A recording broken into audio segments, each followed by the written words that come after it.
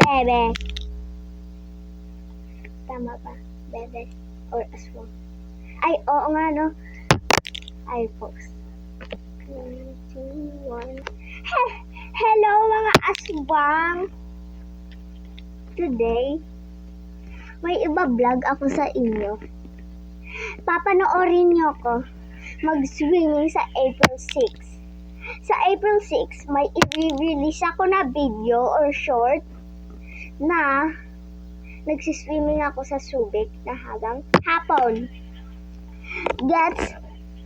Gets? Yes, gets. Tapos, papanoorin nyo lang ako mag-swimming. Wala nang iba.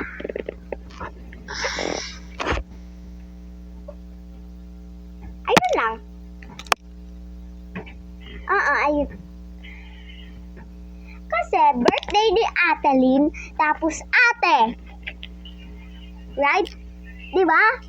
Diba?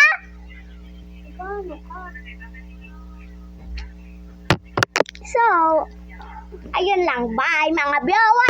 Ay, bye mga aswang.